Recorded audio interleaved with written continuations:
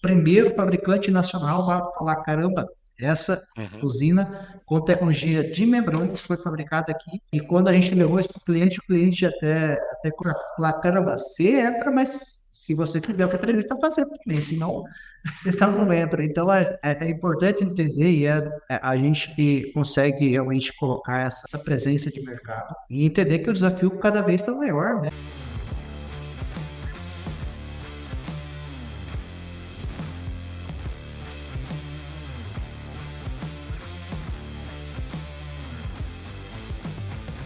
Pessoal, sejam muito bem-vindos a mais um Papo com Profissionais do Biogás. E eu tenho aqui hoje um empreendedor foda, um cara que eu admiro bastante. A gente se cruzou nessa jornada do biogás, do metano há um tempo.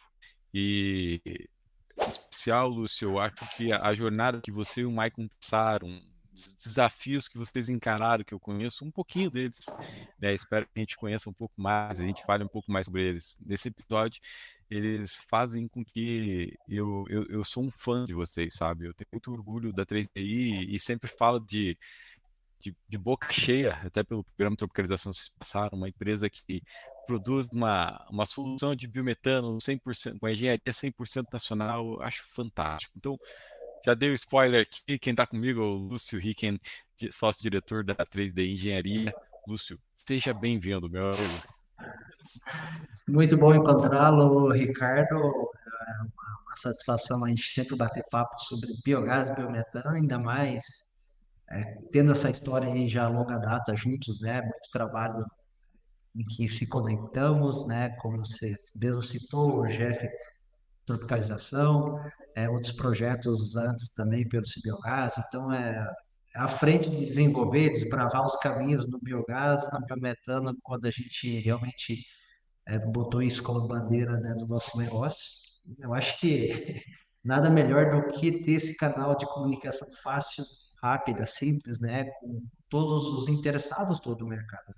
E até quero iniciar aqui parabenizando, né, a iniciativa, né, Ricardo, porque realmente o mercado biogás é um mercado novo e ele precisa disso, ele precisa escutar experiências e ele precisa que isso chegue até ele, né?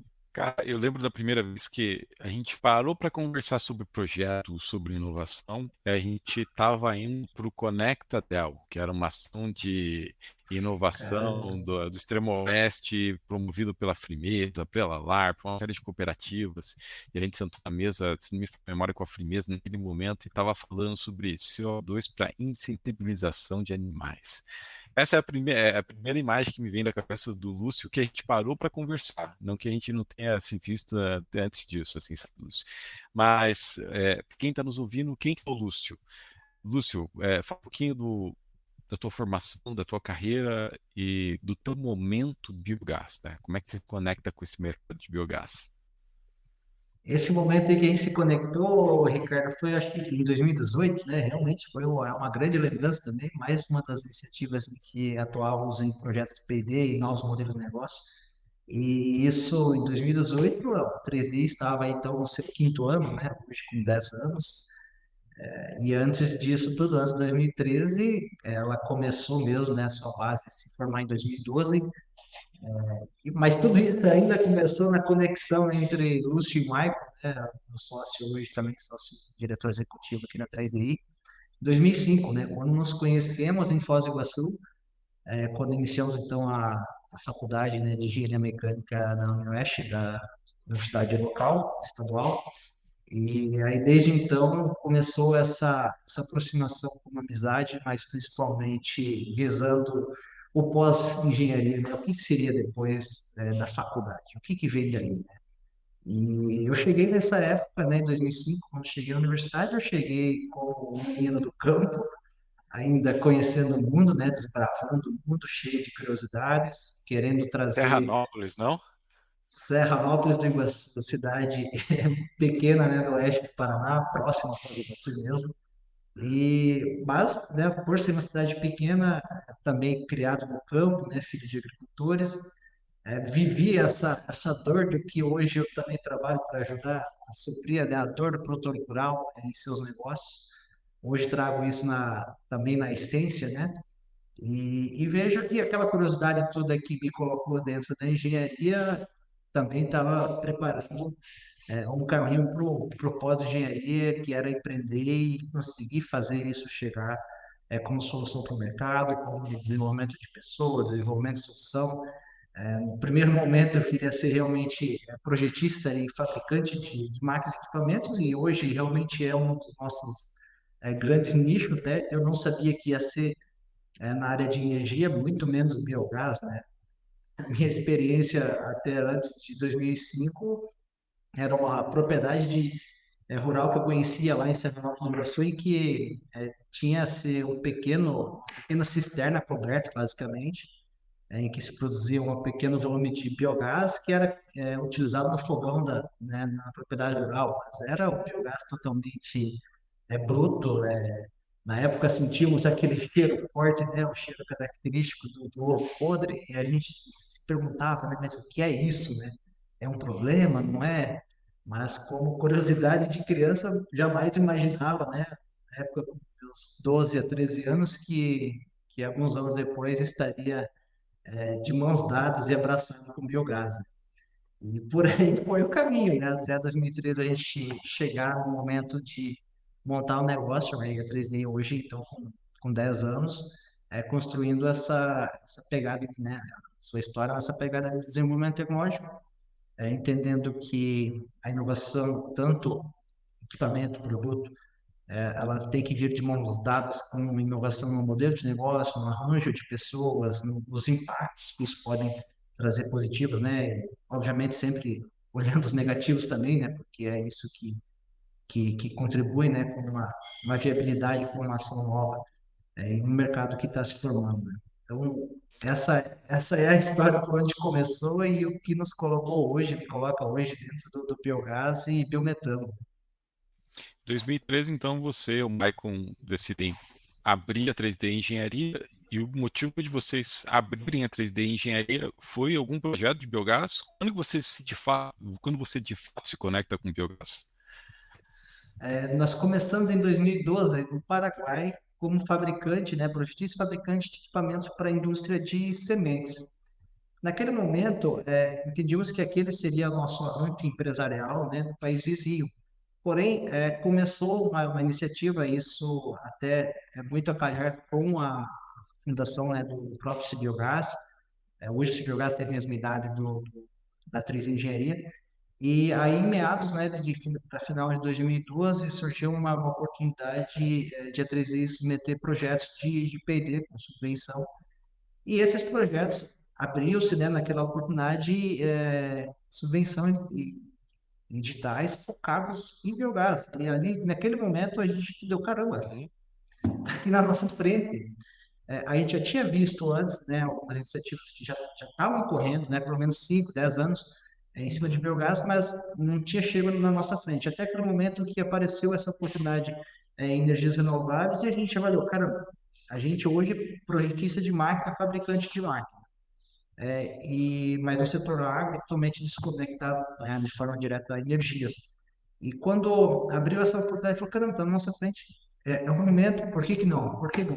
E quando nos aprofundamos, né, para submissão, né, nesses projetos, nesses editais, entendemos que ali havia uma oportunidade porque era um caminho descoberto, né, um caminho que poucos estavam abraçando, alguns abraçavam, mas sem continuidade. Então entendemos, é hora de abraçar, então está por na frente, vamos abraçar e vamos criar um caminho de construção com mais que seja lento, mas criar um caminho sólido.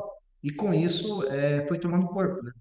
Mas foi realmente uma oportunidade, uma iniciativa de o mercado indicar, está faltando solução tecnológica nisso, né? Então aí veio se despertar e nesse momento entendemos, tá, por que a gente não foca nisso? E aí aprofundando em cima do biogás, ficou evidente que era hora de botar energia nisso. Foi quando decidimos botar esse foco, né, dentro da 3D já em 2013, no momento que ela foi fundada, basicamente uma saída, duas pessoas, né, eu e o Michael.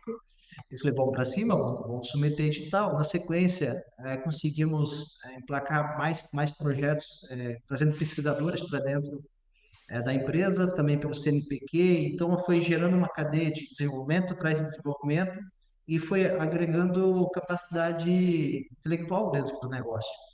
E aí a gente entendeu que aquilo ali era a nossa chave para dar o arranque, porque é um mercado que ainda as experiências eram vagas, então quem começa já tem muita coisa.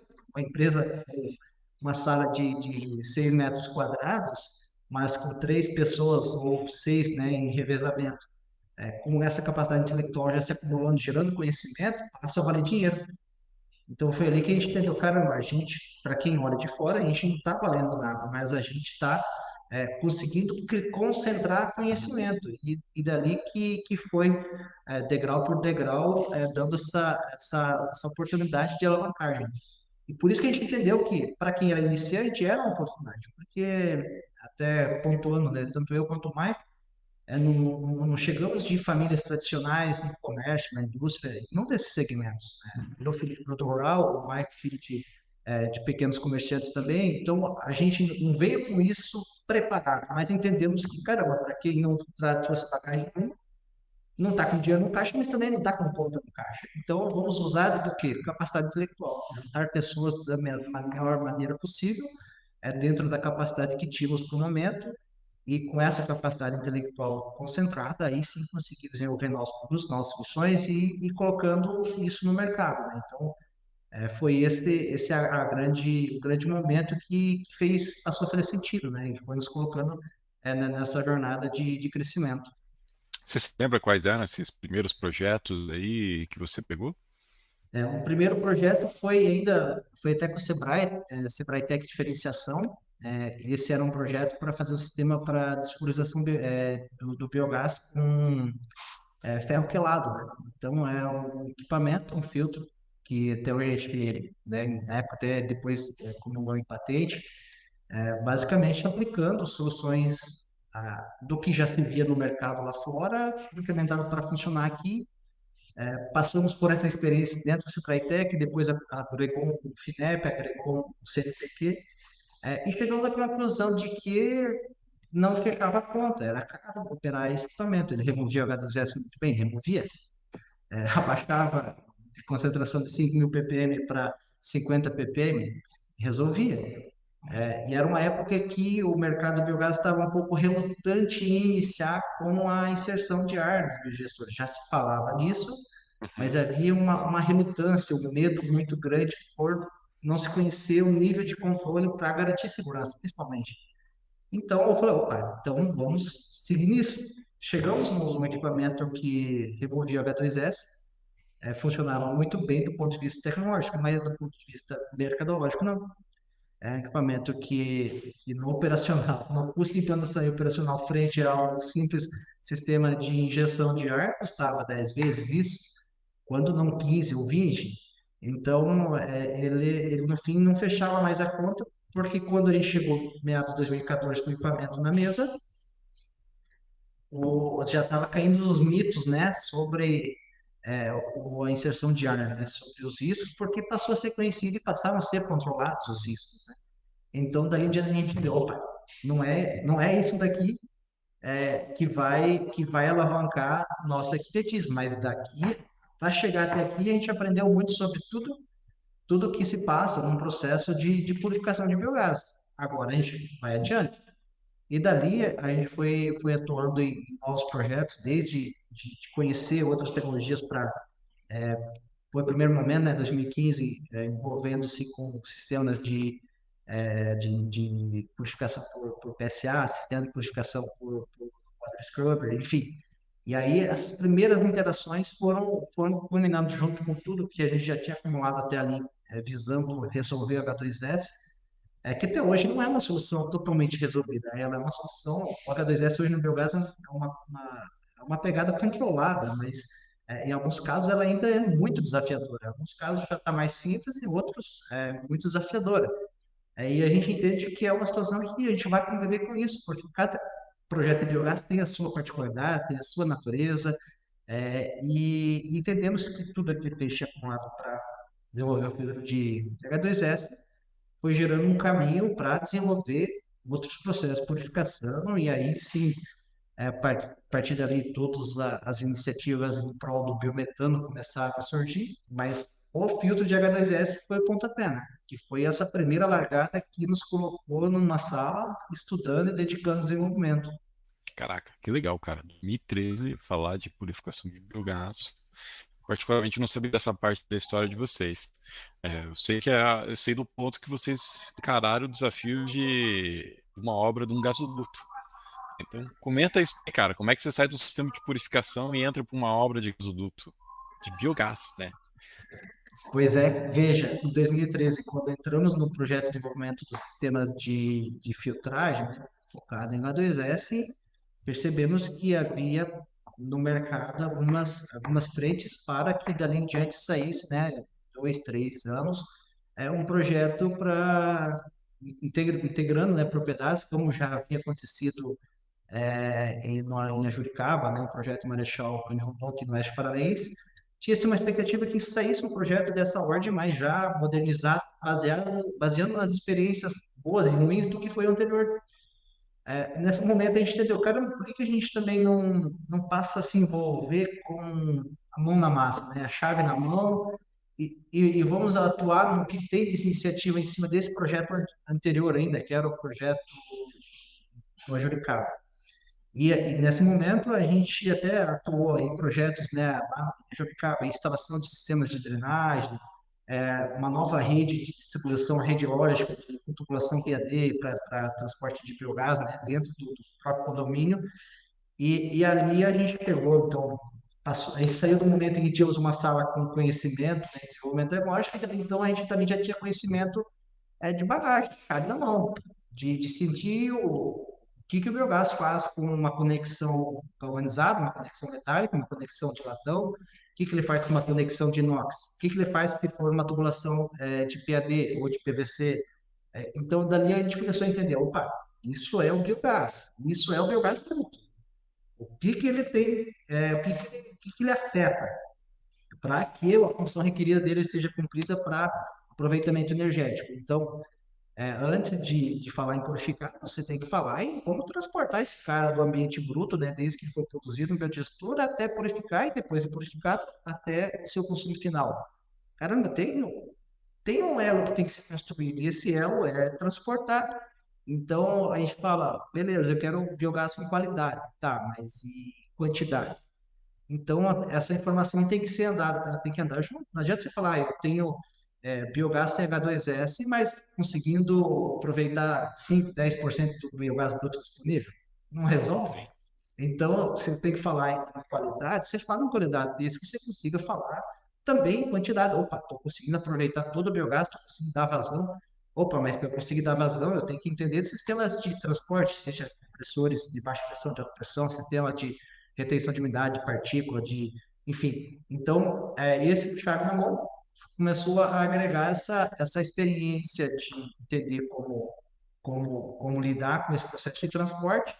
E dali, então, em 2018, nos preparou muito bem para o desafio do projeto de Entre Rios do Oeste, que era, de fato, fazer a conexão de 17 propriedades rurais, né, com silvicultura, integrando, né, atuando desde a integração com o biodigestor, então captar esse biogás bruto lá dentro do biodigestor e deixar ele disponível na boca do grupo motogerador. Mas para chegar nisso, a gente aproveitou, né, de todas as oportunidades antes operacionais para que essa experiência se somasse com a experiência de engenharia e nos conseguisse, nos permitisse, né, executar já um projeto com muitas lições aprendidas, que depois culminou, inclusive, em um período em que atuamos como operadores do projeto, que traz mais experiência para novos projetos futuros, seja condomínio de biogás, seja canalização de biogás dentro de um único território, que é algo que hoje a gente faz muito, né? Hoje, né, nos projetos, né, que a gente atua com biometano, transportar biogás está sempre junto. Então, transportar biogás, seguir melhorando equipamento, desenvolvendo nova solução de purificação. Então, hoje, por isso que eu digo, né, qualidade e quantidade. São os dois desafios que a gente conseguiu ir moldando, justamente porque conseguimos nos encaixar, né, nos inserir nessas oportunidades lá de trás. até uma parte curiosa, né? Até estruturas metálicas, estruturas de construção civil, a gente atuou e aquilo nos fez sentido para entender, cara, se eu estiver entrando com uma estrutura em aço carbono, entrando com tal tipo de proteção, tal tipo de pintural B ou C, a gente consegue dar uma vida longa legal. O custo-benefício ficou bom. Ah, para tal condição não tem jeito, é partir para o inox. Então, tudo que a gente associou, né, com infraestrutura, construção, desde a parte civil, parte mecânica, parte elétrica e eletrônica, enfim, depois combinando em controle de automação, que no fim hoje é um dos grandes desafios, eu diria, porque o biogás é algo que muda a sua composição, tanto qualidade quanto quantidade no dia a dia, e se as máquinas, os equipamentos, tudo que está no fluxo não consegue se ajustar no curso do próprio dia, gera um desafio ou de desperdício energético ou um desafio de quebra de máquina, enfim. Então, foi juntando tudo uma coisa na outra que puxou e nos colocou nesse momento realmente de conseguir depois entrar no ramo de execução de obras, né?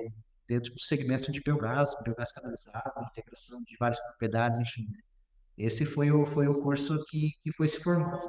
Você vê, né? As competências que vocês foram desenvolvendo ao longo do tempo descrevem muito bem a posição que a 3D tem hoje dentro desse papel de provedor, de fornecedor de soluções de biometano, né? E antes de a gente falar um pouco mais de biometano, me veio uma curiosidade aqui, Lúcio. Quais são os desafios de transportar biogás e biogás de longa distância? Ó, o desafio aí é realmente parte, né, no sistema de controle que eu acabei de mencionar. Escada, né, de pressão, então realmente entra no cálculo de engenharia para cada trecho. Se for, né, uma canalização com vários pontos de inserção de diferentes propriedades, diferentes distâncias, né, é importantíssimo entrar nesse cálculo de perda de carga, enfim, para que as máquinas mais distantes consigam injetar e elas não fiquem afogadas por um fluxo já sobrecarregado. Então, é realmente entender o projeto ponto a ponto. Quero construir um condomínio, ok. Qual é a vazão da primeira, da segunda, da terceira? Vazão de distância, condição desse biogás da primeira, da segunda, da terceira? Um biogás com bastante H2S, outros com menos, a gente vai conseguir controlar isso para isso não entrar na tubulação e gerar fuligem, obstrução. Os sistemas de compressão de cada propriedade, a gente entra com sistemas com controle para manter a arraste de óleo do sistema de compressão, ou o sistema de compressão sem arraste de óleo, que é o melhor caminho sempre, né? Compressão menor. Agora, quando Uhum. parte para grandes distâncias, você vai ter que partir para compressores alternativos. Isento de óleo já não é uma máquina economicamente acessível, parte para máquinas que usam óleo de lubrificação, né, nesses compressores. Daí vem o desafio. Cara, tem que segurar esse óleo lá. Não tem que deixar esse óleo correr para a rede. Porque se correr para a rede, ele vai juntar fuligem, com o passar do tempo, ele vai gerar obstrução, vai gerar. Pode desencadear uma série de problemas dali em diante. Então, ok, vamos trabalhar com sistemas de compressão alternativo? Vamos. Então, cuidado com o processo de retenção de óleo, retenção de partícula pré-compressor. E aí, esses são os cuidados de. É um projeto único de ponta a ponta, ele é distante, mas é único. Então, distante de ponta, é possível trabalhar com sistemas de compressores de baixa pressão, máquinas de deslocamento dinâmico.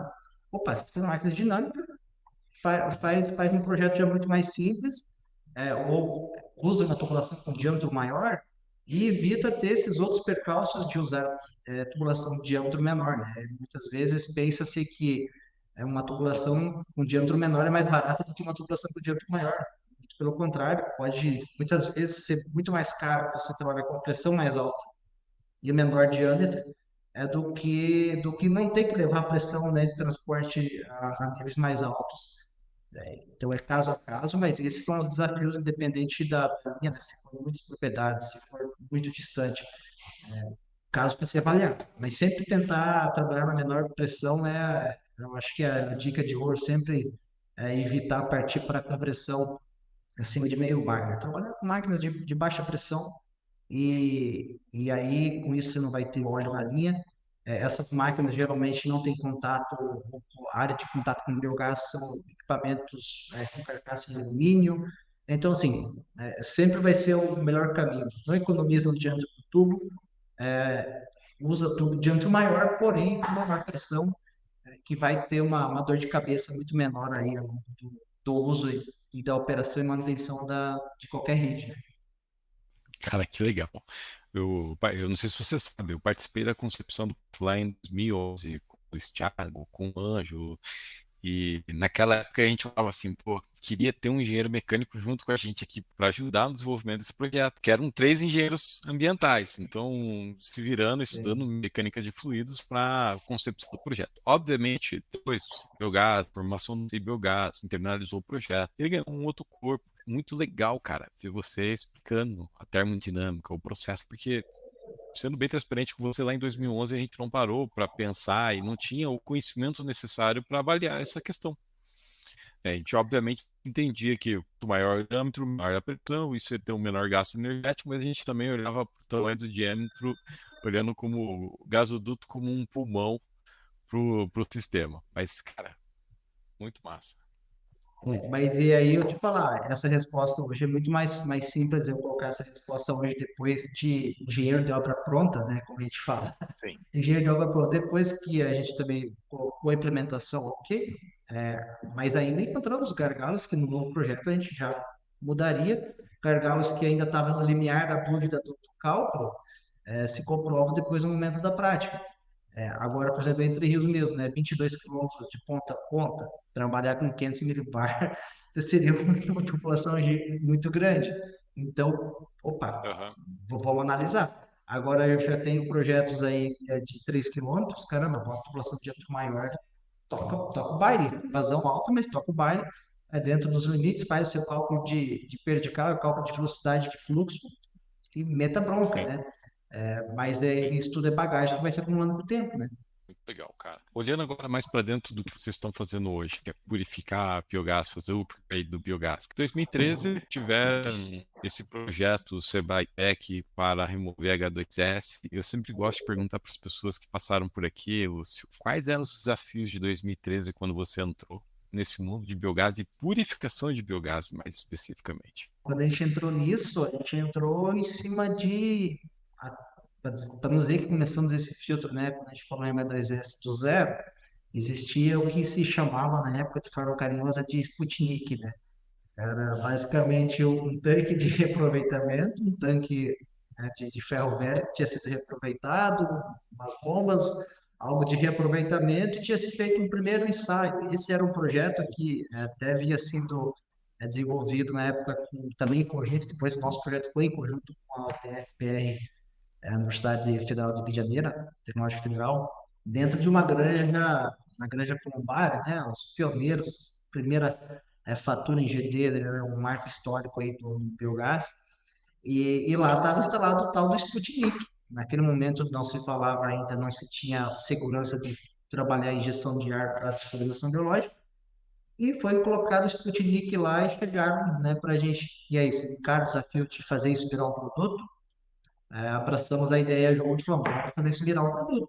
Mas virar um produto, quem compraria aquilo, né? Qual que era o maior desafio no momento? Chegar um momento que o mercado compraria, que pudesse comprar, que tivesse, realmente fizesse sentido, né? Na época, é, fechar a conta financeira, cara, vamos compactar por isso, vamos compactar. E chegamos num momento que realmente depois, né, como até adiantei antes, não coube dentro de um projeto como esse, né, de propriedades, por exemplo, com até 50 normalmente com corte de biogás, né, que atenderiam, que hoje na maioria das plantas de microgeração, até 75 kW, né, um gerador.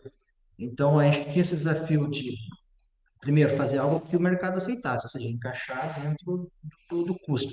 Segundo, onde estão as referências? Opa, estão nas prateleiras das universidades em algum lugar. Era isso que existia, né? Vários papers, várias iniciativas, várias pesquisas, mas onde tem um produto para a gente ver? Não tem. Onde tá? Tinha no paper um desenho, um disposto, Agora não tinha nada para ver, exceto os Sputniks que a gente foi criando e encontrando outros fazendo também outras iniciativas e entendendo, né? Desde outros sistemas como lavadores à base de soda, que depois desencadeavam uma série de problemas. Em algum momento era muito bom e depois tinha os problemas junto. Outras iniciativas como lavadores, né, à base de água para realmente que o H2S. E aí a gente foi entendendo, cara, tá tão trivial, não tá tão simples, mas temos que começar de algum lugar. Mas era um momento que o mercado ainda não sabia se valia a pena lidar com biogás também. Né? Algumas iniciativas estavam ali gerando energia, mas ele fazia o que com a energia? O próprio projeto que a gente participou lá com o Colobar, né? A gente via as dores, né, na manutenção do grupo gerador. Caramba, vamos desenvolver uma solução para o mercado que ainda tá desesperado em se vale a pena investir em gerador para gerar energia ou não. Então era assim, é um mundo de muitas incertezas. Biogás vale a pena? Ainda para projetos pequenos era muito incerto. Então biogás vale a pena? Esse mercado vai realmente crescer? Esse mercado vai realmente profissionalizar? Ou a gente está dando tiro em caminho que não tem futuro, né? Então essa era, eu acho que o maior desafio, a maior pergunta que a gente tinha que responder para a gente mesmo. Eu acho que acho que você resume muito bem. Concordo com você. Nesse momento eu tinha muitas dúvidas. E a tua jornada tá deixando isso bem claro, sabe, Lúcio? Até esse momento, você está comentando de serviços que você fazia para todo o setor que estão te trazendo uma bagagem, um know-how. E eu queria saber qual que foi o momento que você entendeu que o mercado estava pronto para um produto. E vocês decidiram colocar produtos no mercado e não só serviço. Quando a gente chegou, né, durante a execução, né, do projeto Entre Rios do Oeste, a gente entendeu que só de serviço também o mercado não ia sobreviver. A gente não ia dar vida para o escala, né, para o nosso negócio, porque projetos como Entre Rios do Oeste só se surgisse mais 5, 10, mas se surgir mais 5, 6, 10, ainda também tem mais 3, 4 concorrentes, então a gente vai estar onde? A gente vai entrar nesse? Não vai? Para onde a gente vai? A gente vai trabalhar com biogestão? Não, não é nosso interesse. Temos parceiros com outras empresas que já têm muito mais experiência, porque a gente assumir mais uma, sendo que esse mercado de purificação está aberto. E aí, atuando nos processos de serviço em manutenção de sistemas que estavam iniciando então a entregar implementando, a gente entrou em mais um novo FINEP para sistema de biogás enriquecido. Ainda não era biometano, né? A gente falou, cara, mas por que a gente vai ficar em biogás enriquecido? A gente não consegue garantir biometano? Por que Biogás o não? quê? Desculpa, eu não entendi. Biogás enriquecido, né? Para não chamar de biometano, porque era só Biogás. uma elevação da concentração de metano, mas ainda Sim. sem chegar ao metano. Falou, cara, se nós estamos se jogando para entregar biogás enriquecido, por que não entregar biometano? Porque já não vamos mais além. E aí, naquele momento, a gente entendeu que todo mundo apontava para lavador ou PSA, ou a mistura do lavador e PSA. Ninguém queria apontar para o lado da membrana, porque membrana era caro, porque tecnologia de membranas era só importada. E aí, o que eu entendi nessa hora? Eu, filho do produtor rural, quando fala aí de uma coisa importada para dentro da propriedade, eu sempre lembro meu pai falando, não, se é importado, não quero. E aí, dependendo, muitas vezes a gente sentiu que no mercado era isso a reação. Membranas não, porque não, membrana é totalmente importada, não, não quero. E depois, daquele momento, a gente falou, tá, totalmente importada, mas por que é totalmente importada? Aí a gente foi entender que, opa, no mercado do mundo tem 5, 6 fabricantes, é uma indústria muito complexa do mercado de plástico, né, de polímeros. Não é algo trivial que há simplesmente uma empresa, agora aqui, o Lúcio, o Mike, não, vamos desenvolver membranas para separar metano do CO2. Cara, não é algo trivial, não é algo que se constrói do dia para a noite. É algo longo. E eu falei, opa, então faz sentido. Não faz sentido ter algo fabricado aqui no Brasil se é algo tão complexo e se tem logística para trazer. Não é algo que a vida. Aí entendemos que a vida útil de membranas era 10 anos, pelo menos, né? Sem perda de rendimento. Falei, cara, por que ninguém está indo para esse lado? Essa foi a nossa primeira pergunta. Por que ninguém está indo para esse lado? E todo mundo quer ir por outro, né? Os concorrentes com purificação ou empresas que estavam se formando nesse mercado, por que eles estão dando tiro no escuro se A gente, né, operando PSA, quando a gente atua nessa manutenção, a gente operava por alguns momentos de operação assistida e a gente falava, caramba, tá me dando um pouco de trabalho também. Lavador, opa, tá me dando trabalho. Na manutenção, né? Na operação e no CAPEX, geralmente elas são mais baratas. E a membrana assustava, né? Usar a tecnologia de membranas em refinaria assustava porque o CAPEX ficava mais alto. Mas aí a gente começou a fazer essa conta. Do que a gente foi juntando informação, operando plantas especiais, plantas Mob Scrub, para esse nicho que a gente estava visualizando, que é um nicho aí com um método um pouquinho mais alto, enfim. Nesse nicho a gente começou a fazer conta, cara. Pelo que a gente trabalhou aqui em termos de membranas, a operação vai ser X% mais barato do que nas outras, do que a gente acompanhou as outras, né? Desde deterioração de equipamento, consumo energético, enfim. Chegamos a uma conta que, cara, o CAPEX que é caro, mas no fim das contas não é caro. A hora que se juntar a operação junto. Uhum. E chegamos à conclusão que, caramba, biometano, né, refinarias nacionais está ainda em aberto e com tecnologia de membranas mais aberto ainda. Ou seja, ninguém está apostando nisso.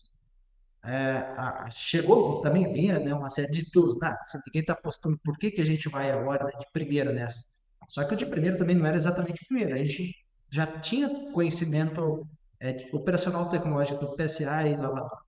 E aí saímos rodar, né? Rodamos o Brasil mesmo. Encontramos lavadores, encontramos outra planta que hoje, Matheus Seropédia, por exemplo, tem todas as tecnologias lá, tem criogenia, tem membranas, tem PSA, tem processo com PSA, tem tudo. Ou seja, uma grande vazão, biogás mais complexo, flutuação de sólidos voláteis, o outro VOCs, enfim, siloxanos. Então, qual foi o conceito que a gente percebeu quando a gente foi até a Seropédica? Que esse aterro, né, essa planta de metano, que, cara, todas as tecnologias se somam e que não necessariamente uma vai resolver a situação sozinha, mas para o nicho que a gente estava buscando, falar, caramba, para o nicho que a gente está buscando, a membrana vai ser a chave para o nosso negócio, porque a gente não quer entrar numa rota úmida, a gente quer trabalhar numa rota seca. Opa, em rota seca hoje a gente tem PSA.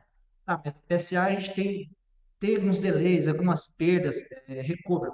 Qual é o máximo recovery que a gente tinha percebido na prática? No PSA era menor, muito menor do que o recovery que a gente estava, pelo menos, né, antes de a gente colocar a primeira unidade, entendendo que seria da membrana, que depois se confirmou, né? Então, quando a gente entendeu, cara, queremos rota seca porque não queremos ter problema com rota de água dentro do fluxo de biogás, que isso dá trabalho. É claro que hoje a gente usa o lavador também como processo de pré-tratamento. Mas naquela ideia de que todas as tecnologias são importantes para fazer o somatório final funcional e o menor custo operacional, manutenção, enfim, buscando o objetivo-alvo, né? Eficiência de campo. Mas ficou claro para a gente que o membranas não estava caro e depois, né, com as facilidades que viriam a partir disso. Quando tivemos contato com um parceiro, com a UB, a gente perguntou, né, até fizeram uma pergunta na época, mas ninguém colocou ainda. E aí a UB nos colocou, não, ninguém ainda no Brasil está fabricando. Eu falei, opa, então seremos os primeiros.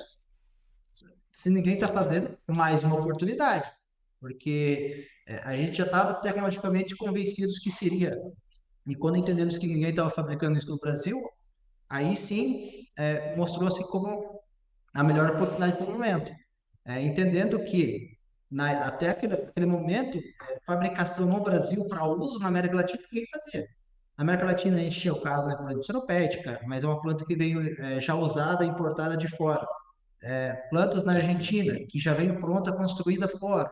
Enfim, é uma série de unidades aqui nesse contexto, mas fabricada no Brasil.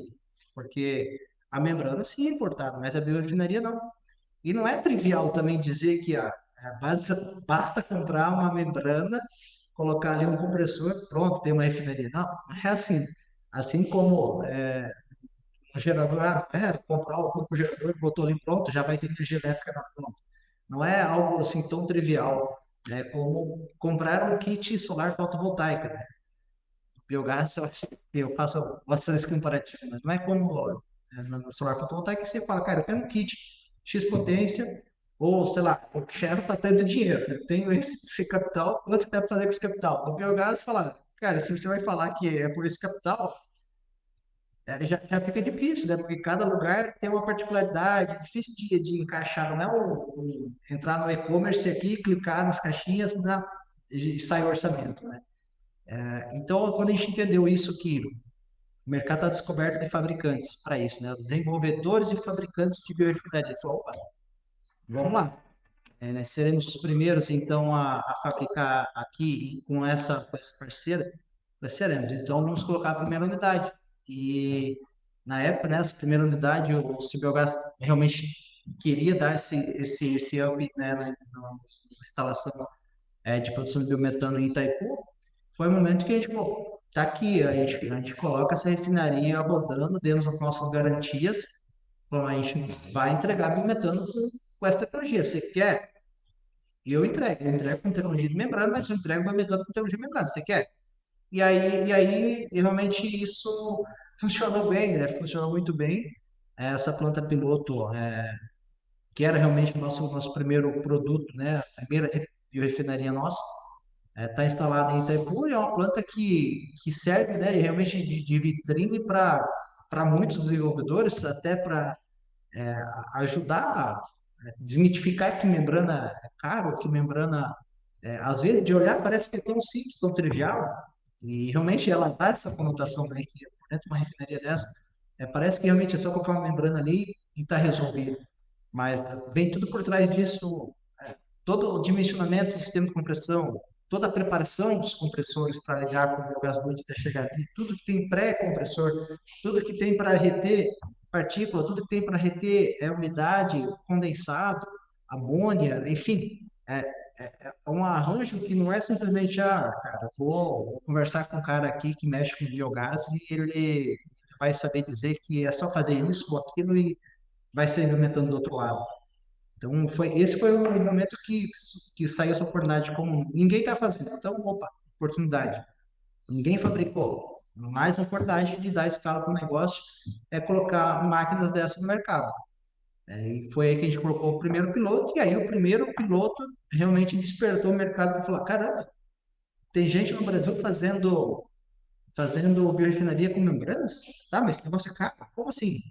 Aí até a pergunta, mas eles estão fazendo isso em Foz do Iguaçu? Por que Foz do Iguaçu?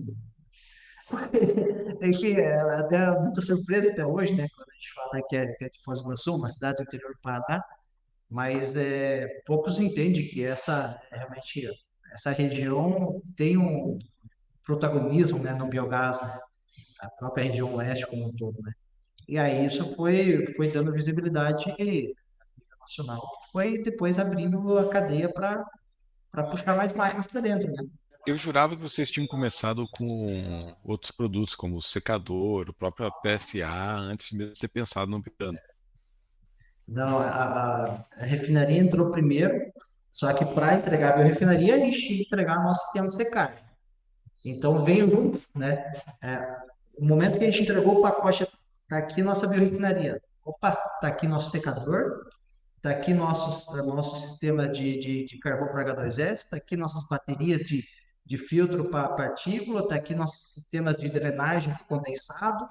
Então, assim, quando a gente empacotou e falou, cara, agora vamos ver se isso funciona. E funcionou, aí a gente segregou a venda desses tipos de produto. Até então, a gente até tinha algumas iniciativas, mas ainda era mais como um integrador, juntando soluções de mercado e entregando para o cliente. Que era, opa, construindo um módulo, junta um secador daqui, um tanque daqui, um compressor de processo aqui, mais os filtros e, bom, o mercado está aqui. Só que ainda não era secador de desenvolvimento nosso, não era sistemas de carvão de desenvolvimento nosso, nem do ponto de vista função, nem do ponto de vista design. Então, ali quando entregamos a primeira biochip, ele falou, cara, é isso aqui.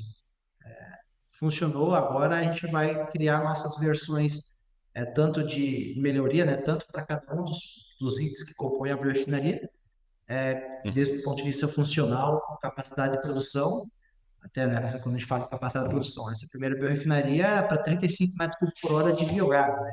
É para uma planta que hoje realmente é difícil de viabilizar um negócio com uma vazão para baixo.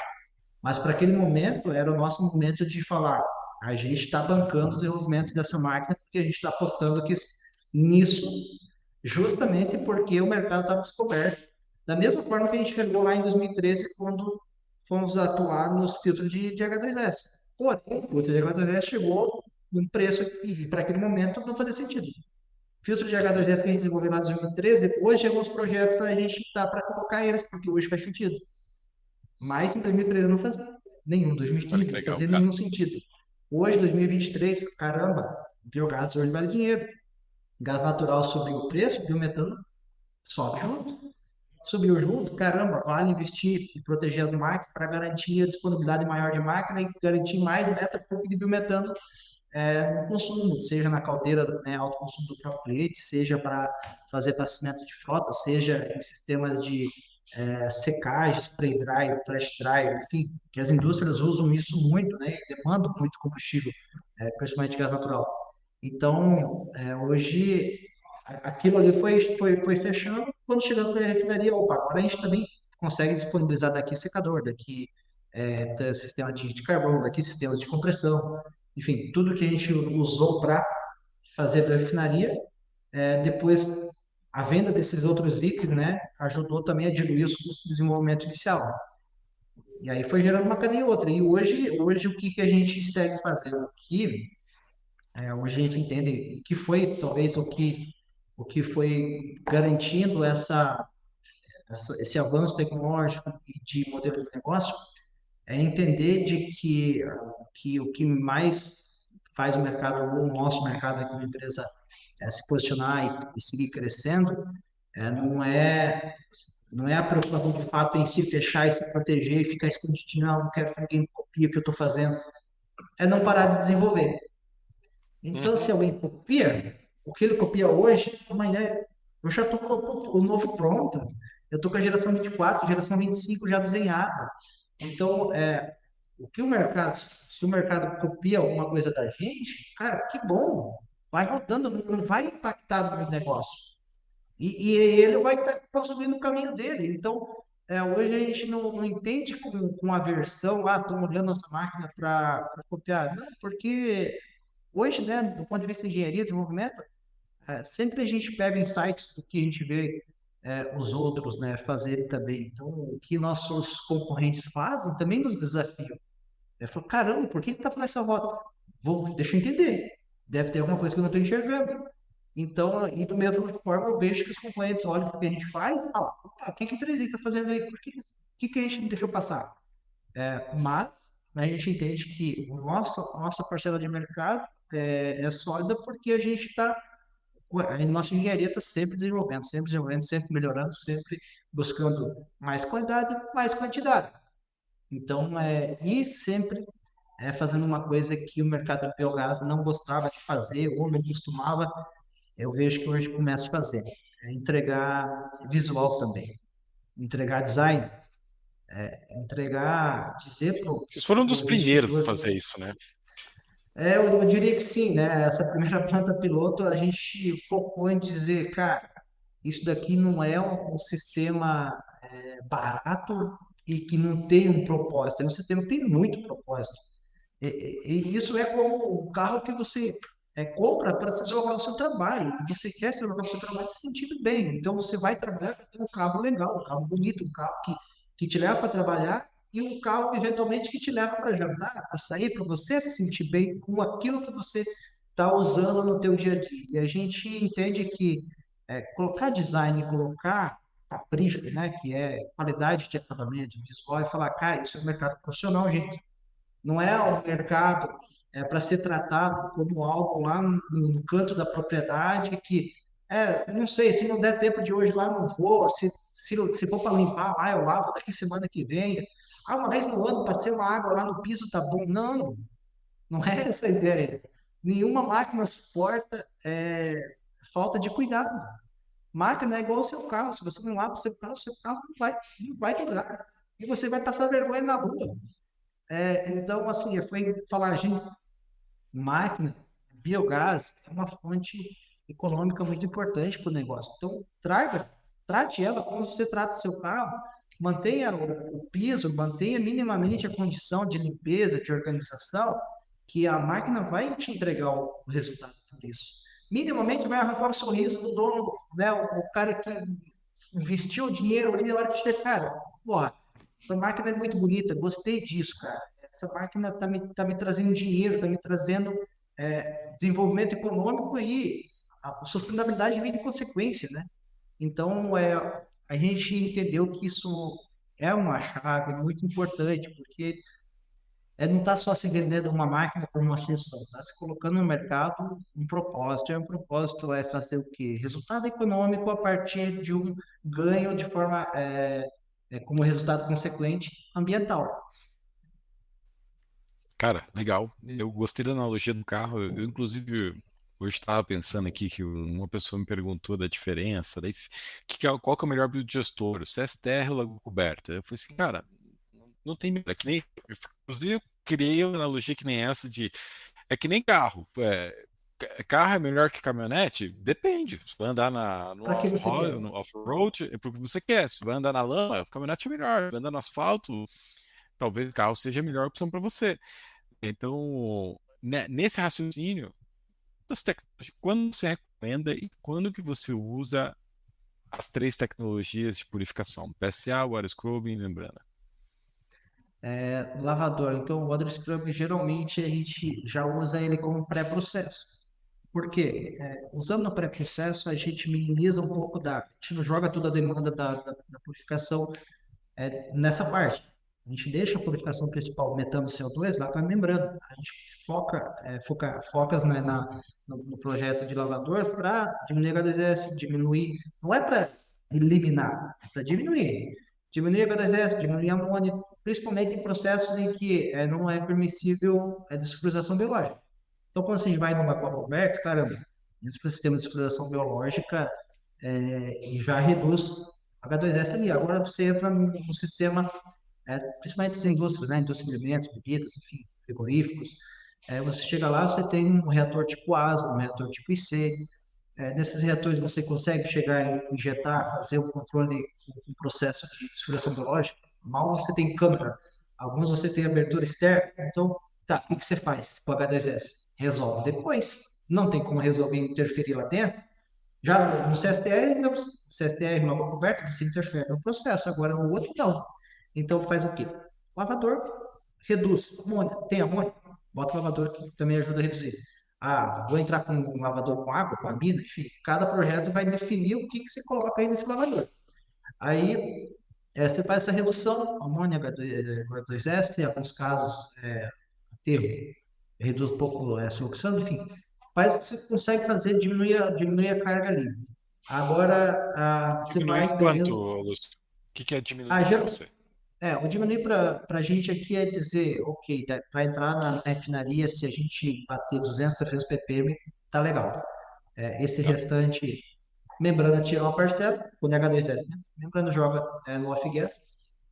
Isso para projeto bem metano, tá? A gente não está falando ainda tá. de recuperar o CO2. A gente pode recuperar o CO2, Uhum. depois dá para fazer uma segunda bateria, mas enfim, 200 a 300 de entrada para uma refinaria, entende-se que, lembrando, tira uma parcela, o resto, o carvão faz o polimento e acabou. Agora, porque assim, às vezes você forçar a barra para trazer o H2S aqui embaixo, você começa a aumentar muito o custo aqui dentro do lavador. Então, projeto a projeto, em função do que tem capacidade de qualidade de entrada e o que está se buscando, vai se definindo. Aí você chega no projeto ateu. Caramba, vou entrar com uma lavadora inicial? Bora, lavadora inicial, passa no refino. Agora é o seguinte, esse aterro está com dificuldade na captação e está trazendo muito nitrogênio. Uhum. Beleza, o ar, o oxigênio, você consegue descartar ele na membrana. Agora o nitrogênio caminha junto com o metano. E aí, como é que você tira? Qual a melhor rota desse caso? Bota uma PSA. É claro que você bota PSA, você vai ter aí uma corrente de descarte que seria metade metano, metade nitrogênio. Mas aí você consegue aproveitar isso acionando o grupo gerador. Então, se você está com uma corrente muito grande de nitrogênio de contaminação e não conseguiu resolver lá na captação, que sempre a melhor parte é resolver no início, né? Desde o objetor lagoa coberta. caramba, o H2S está alto porque está manejando mal a alimentação do biodigestor, porque não está desfrizando. Aqui no aterro é a mesma coisa. Por que que está mal? Opa, está captando mal. Ou é poço antigo, ou é poço mal preparado, ou alguma outra particularidade que passou no projeto, ou na execução. Mas beleza, ok, é a única situação. Não tem como não manter esse nitrogênio, essa presença de nitrogênio. Ainda é viável, posso considerando o lavador, considerando membrana, considerando PCA? É viável ter uma rota, uma corrente biometano para, seja para injetar no grid, seja para abastecer, e é viável conectar um grupo gerador aqui para essa corrente de descarte final do metano, do nitrogênio com metano. Opa, aí a conta fecha. Então, chega um momento, esse é um caso, por exemplo, entre as três. Agora, por exemplo, eu não tenho, o H2S está controlado, não tem problema, opa, não vou entrar com lavador, vamos direto para pré-tratamento básico, membranas. Mas tem nitrogênio ainda. Tá. Vamos pensar nessa possibilidade. E, eventualmente, pode se colocar na membrana, corrente de off-gas da membrana também, essa parte, só que aí você vai estar derrubando muito rego, e aí chega uma condição que realmente a PCA acaba fazendo mais sentido quando se tem muito nitrogênio na corrente. E aí qual que é o melhor negócio hoje? Conhecer bem o que se tem de começo, né? Então, qualquer discussão que a gente entra hoje com um novo projeto, muitos nos ligam e perguntam, cara, quanto está custando essa máquina? Tá, primeiro, vazão. Tá. Segundo, qual é a composição? Qual é o histórico, né? Uma medição única feita na semana passada, no inverno, no verão, né? Foi coletada. Qual foi o procedimento de coleta, né, dessa análise? Foi quando o potássio? Foi. Não, foi laboratório. Mas mesmo no laboratório, como é que foi coletado? Como foi transportado? É uma embalagem que o H2S não sai fora da embalagem? É uma embalagem. Enfim, então tudo começa a entender. Cara, a gente precisa ter minimamente o histórico e uma validação dessa medição para entender o que você tem de bruto aí, e ao longo do ano. Quando a gente vai, por exemplo, nas indústrias, né, nas bebidas, opa, como é que é o controle de pH da tua planta? Você tem um controle em tempo real? Você tem plano de intervenção de controle de pH? Ou seja, você tem picos disparados aqui de H2S? Não tem? Tem pico de amônia? Não tem? O sistema funciona liso? Tem fluxo de parada? Como é que é assim, parada da fábrica? Quando para metade do efluente? Caramba, se para metade do efluente, como é que o sistema se comporta? Ele se mantém estável com a qualidade ou a qualidade dá uma desequilibrada? E a vazão? Opa, se você tem parada de fábrica, se para quando tem, por exemplo, eu chego numa indústria de bebidas, são 5 linhas. Qual é o teu histórico? Quando acontece problema, acontece em uma linha, qual o pior cenário que você já viu? Caiu 5, caiu 3, caiu 2, opa, caiu 5, beleza. Para, o biogás vai começar a entrar numa queda e dali a pouco para a refinaria tudo bem. Agora, o histórico é cair 2, mas se cair três, vai ter produção de 40%. Tá, a máquina comporta trabalhar na vazão 40%?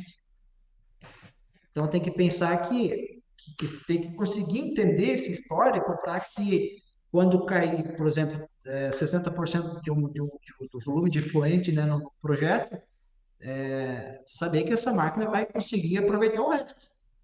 Porque assim, geralmente você chega ali no limite, né, de máquina atender de 50. Hoje a gente trabalha, né, máquina atendendo de 50 a 110% do nominal, até 120, dependendo do projeto. Mas aí é fator do projeto, cara. O que a gente precisa para esse projeto? Qual é a folga para cima do nominal? Qual é a tolerância para baixo do nominal? Então, e a membrana foi um dos grandes sacados para essa flexibilidade. A gente consegue modular muito bem, basicamente controle de pressão, enquanto que as tecnologias a gente tem um pouquinho mais de dificuldade, isso que, né, que a gente sente na prática, com essas modulações muito bruscas, né, e vazam dentro de um processo de refino. Então, tudo Aí, pegar esse projeto e entender e colocar a margem do projeto para cima, para baixo, o que se busca, né? aí tá o que você falou de não é só colocar membrana. Tem muita automação, inteligência, engenharia por detrás de um processo de montar uma biorefinaria, né, Lúcio? entrando nesse negócio de automação, desafio, eu vou fazer uma pergunta em tá? Então, qual que foi o projeto mais desafiador de biometano que você já recebeu, já entrou, enfim, e comenta um pouco sobre esse desafio do siloxano e do nitrogênio para a molécula do biometano. O maior desafio, primeiro, né, foi entrar dentro de um novo modelo de negócio.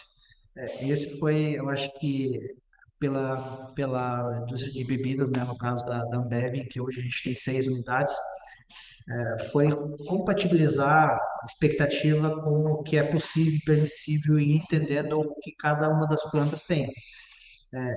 Quando a gente entrou nesse pacote desses projetos, entramos em indústrias que trabalhavam com IC novos, outros com ICs antigos, né? Então tem suas particularidades, outro com ASB modificado, outro com ASB, o ASB convencional, outras com um ASB e um IC na mesma planta, outra e aí isso tudo, quando você fala, caramba, eu não consigo ter um pacote, ter uma máquina empacotada. O desafio foi entender até onde a máquina é padrão, é standard. Opa, até isso daqui, independente de como é que está a fonte, porque a fonte impacta em disponibilidade rápida, em pulmão, impacta em realmente composição, impacta em resposta rápida, né, ao estímulo. Então, fez um despejo de descarte. Por exemplo, a planta lá recebeu um lote de descarte e faz um despejo repentino. Qual é a velocidade que esse reator responde para colocar maior aumento de vazão e a qualidade? Como é que ela vai? Quando dá esse pico de vazão, disponibilidade de biogás, a qualidade H2S, metano, como é que fica? E aí o desafio foi entender, cara, até onde a máquina é standard para a gente focar nesse standard estar redondo, padronizar para a gente colocar dentro de uma linha de produção e spare parts, enfim, tudo isso, e até onde, como personalizar cada uma buscando arrancar a eficiência melhor possível de cada uma dos arranjos. Isso realmente se mostrou um grande desafio dentro de um modelo de negócio em que a máquina é da 3i. A gente coloca a máquina na planta, coloca a infraestrutura e é monetizado pelo volume de biometano disponibilizado, ou seja, se não produzir biometano, a máquina não vai se pagar. Eu vou ter retorno pela máquina que a gente mesmo colocou, que a empresa colocou dentro do cliente.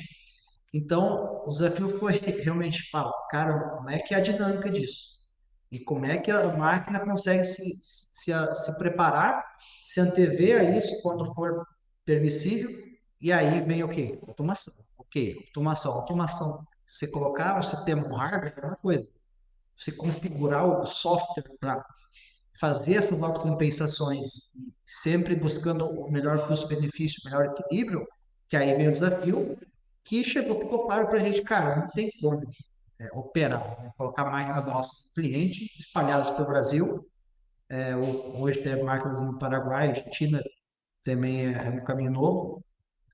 Colocar essas máquinas no cliente e a gente não está vendo ela em tempo real. Então, opa, tem mais uma coisa aí, a gente tem que se conectar em tempo real com essa máquina. Só em horário comercial também não serve. Tem que se conectar a essa máquina 24/7.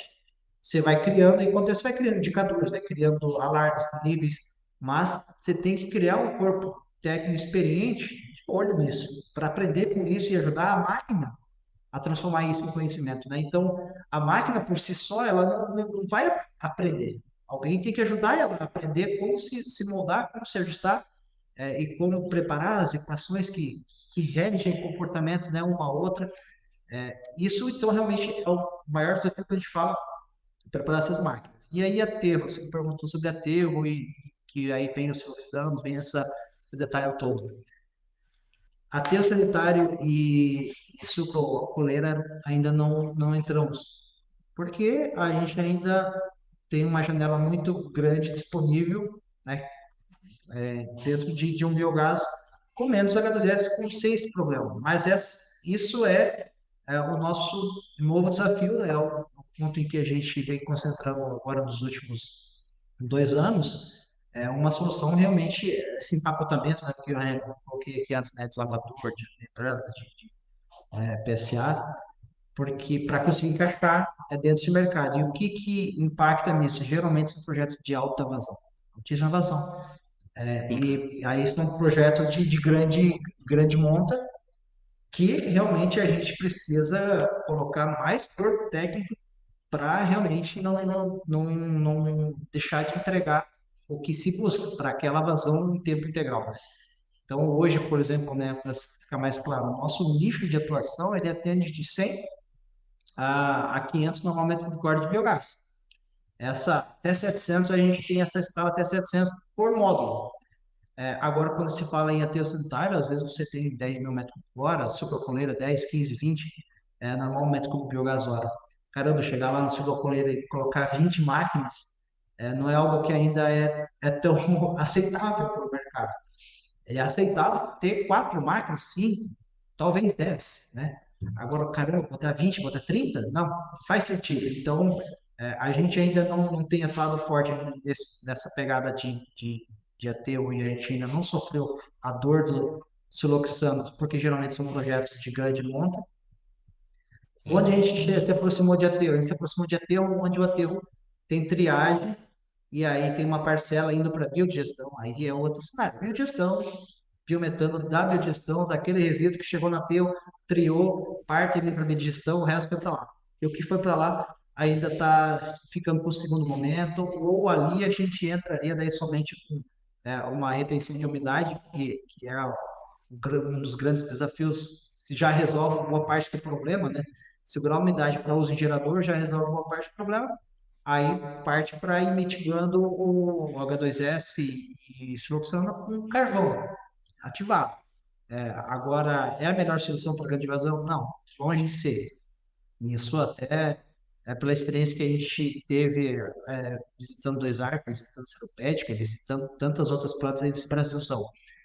Então, para grandes vazões tem que ser algo que realmente justifique, senão o carvão leva a conta e o que faz com esse carvão depois. Então, tudo isso é um arranjo que vai se encaixando e ao seu momento. A gente entende que é uma próxima fase, sobre a coleira aí, os ateus, e enquanto a gente se prepara para ter máquina de maior escala, e aí sim passar a fazer sentido colocar soluções dentro desses mercados, né, que estão se ajustando no momento, né? Legal, cara. E aproveitando que você está falando de máquinas de outra escala, nesse modelo de negócio, é, quantas máquinas hoje vocês têm nesse, posso chamar de biometano como serviço, biometano as a service, e qual que é a escala, você já deu uma ideia de cervejeiro e tal, mas hoje falando de biometano, soluções 3DI, qual que é o perfil do cliente, quantos metros cúbicos ele produz? Comenta um pouco isso para nós hoje. Quando a gente iniciou nesse modelo de negócio, né, até a preocupação era Energy as a Service, né, mas hoje a gente já gosta de chamar realmente de Biometano as a Service, né? Não deixa de ser uma forma energética, mas tem um apelo já de forma clara e evidente que está se falando já do biometano. E hoje, assim, nessa escala de indústrias, por exemplo, dentro de cervejeira, a gente tem um perfil ali atendendo de 100 metros cúbicos por hora, então a gente está falando da faixa aí de 250, 2.500 metros cúbicos de biogás por dia. E dentro da cervejeira, a maior que a gente atua, ela entrega na faixa de 10 mil metros cúbicos de biogás por dia. Dentro de outras indústrias de alimentos, né, frigorífico, hoje a gente está com uma operação no Mato Grosso do Sul, na JBS, que está com um perfil chegando a 13 mil normalmente por dia de biogás. Então, lá a gente já busca, hoje bate no metro cúbico de metano e aí, conforme tá avançando o processo, hoje está entre safra, né, está nessa vazão um pouco menor, mas o objetivo lá é chegar na faixa de 9, 10 mil metros cúbicos por dia. Então, essa é a das maiores marcas que a gente entrega hoje, né, que a gente comporta. A gente ainda tem um gatilho, né, dentro desse módulo container para atender até 700 por hora de entrada, né, de biogás. Agora, o que vai sair implementando vai depender do que é a composição de cada projeto. Se é 60, 55, 70, 75, 81, é uma particularidade dessa indústria de alimentos e bebidas que geralmente você acaba tendo um metano um pouco mais alto. Mas hoje uma máquina de 700 por hora ela já vai ter uma comportar, né, uma vazão nominal diária aí já acima de 15 mil metros cúbicos por dia. O que realmente são projetos que, se não tivesse demanda interna, já começariam a viabilizar o GNC, o transporte, né, mesmo que tivesse algo com raio de até 100 metros que pudesse criar essa rotina de uma carreta por dia, duas por dia, né, de biometano 100 metros ou 100 quilômetros? 100 quilômetros, 100 quilômetros. Tá. Exato. Então, agora, realmente, a maioria dos projetos, quando tem uso de gás natural, é onde a viabilidade já vem pronta de começo, né? Principalmente, até mencionei antes, né, o gás natural nos últimos anos teve um acréscimo de preço significativo e até um relato, né, alguns clientes que até atuam com, por exemplo, secagem, a indústria de amido, secagem do amido, enfim, a base do gás natural, algumas plantas passaram a fazer secagem de forma indireta, aquecendo, usando o vapor, né, da própria planta, vapor originado de biomassa, mas porque realmente o gás natural estava levando parte da rentabilidade dessa operação, enquanto que quando se tem o biometano. E biometano você está na equiparação aí de qualidade, de contaminantes, aí entra o processo de cromatografia, enfim, o que a indústria precisa, você vai marcando, né? Então, opa, vai entrar em contato direto com algum alimento, ou seja, animal, enfim, humano. Ok, cromatografia no processo e dá as garantias que a produção desse produto demanda. Opa, é para fonte térmica. Não se precisa investir em cromatografia. Basicamente, O se que você mede cuida a quando você vai composição fazer? Você falou que quando você vai usar o H2S. biometano próprio, H2S. H2S. Tá. H2S é o contaminante que demonstra esse resíduo nas análises de qualidade do produto. Então, esse é o item crucial de cuidado. Assim como, obviamente, né, se for para uso térmico, para qualquer uso, o H2S tem que atender ali a especificação dentro da ANP. Então, atendendo a ANP, vai funcionar. E aí tem esses critérios, né? Por exemplo, indústrias que usam no térmico, né? Caldeiras a gás natural. Colocar o biometano, uma diluição, se não tem nenhuma uma diferença, né, nas instalações, então sempre vai ser o melhor modelo, né? Juntar biometano onde, se for uma indústria que produz biogás e consome gás natural, já facilita muito esse caminho. Agora, Você, muitas delas já começam a ter excedente, né? aí tem uma curiosidade, Lúcio. Você tocou no assunto que eu já parei para pensar, assim, já discuti com algumas pessoas. Essas indústrias optam pelo biometano para que não haja nenhuma adaptação nas caldeiras deles, no processo produtivo. Daí ele tem um gás equiparável com gás natural e ele pode intercambiar sem grande empresa. É por isso que ele opta pelo biometano? Quando se chega no setor de utilidades, né, dessas indústrias, a primeira pergunta é: eu vou ter flutuação de qualidade? Você vai conseguir garantir essa entrega do poder calorífico desse biometano? Sim, porque se cai muito, isso gera uma queda na caldeira, problema de controle de chama, e isso gera uma disponibilidade de vapor para a indústria, e isso vira uma reação em cadeia que pode gerar um grande problema. Então, se fosse trabalhar com biogás purificado, teria-se que ter uma caldeira dedicada a biogás. Enquanto que essa E nas indústria, por exemplo, amendoinarias hoje? é, A grande maioria das amendoinarias tem isso. e agora, por exemplo, você chega numa indústria que já está plugada no gás natural. Ela já tem três, quatro caldeiras a gás natural. Agora ela decide investir e aproveitar o biogás dela. Ok, eu vou preparar uma caldeira para biogás. Eu tenho três para gás natural, mas que, opa, como está com biogás, então está sobrando vapor, eu desligo uma gás natural, desligo duas. E se essa biogás cai? Ou por disponibilidade na indústria, ou por falta de biogás, ou por disponibilidade na ET, né? Porque tudo começa lá no tratamento e começa na fábrica onde gera o resíduo. Então, se cair essa, outra entra em quanto tempo? E a outra está pronta para entrar a todo momento? Enquanto que quando se dilui na linha de gás natural, se você tem quatro caldeiras a gás natural, você simplesmente injeta biometano ali, caiu o biogás, caiu a fábrica que não jogou resíduo, que deu o bioreator não produziu biogás, a refinaria não tratou, ou a refinaria caiu, alguma coisa aconteceu no processo. Nada muda. A É uma questão de segurança disponibilidade de operacional. vapor, a disponibilidade de vapor continua. e continua tendo 4 máquinas disponíveis. Se não precisa as 4 para uma, para a segunda. Quando volta, mas vai voltando uma, volta a terceira, mas dentro de uma segurança operacional. Sem contar que, com o tempo, aí tem-se o propósito de depois, né? Isso é um primeiro passo para a recuperação do CO2, né? Então, Aham. quando se fala, principalmente indústrias de alimentos e bebidas, exportadoras, multinacionais, enfim, para elas, a pegada carbono faz sentido e já vale dinheiro. Isso já está nas metas e já vale dinheiro para elas. Se vale dinheiro, isso é importante começar a investir nisso. Já está se recuperando CO2? Não, mas já se está extraindo o poder calorífico máximo que esse combustível, essa fonte bruta, pode disponibilizar. E aí entra nos cálculos de CO2 equivalente de mitigação, e isso tudo vai impactando dentro das metas das companhias, que realmente, para as multinacionais, já vale dinheiro. É o que o consumidor está buscando, é um produto, um alimento sustentável, um alimento que traga a bandeira da energia renovável, da alta eficiência, porque quando você joga biometanos na caldeira, você está tendo realmente uma queima de alta qualidade. Você não está jogando CO2 junto numa caldeira biogás que está só ali para carregar calor embora.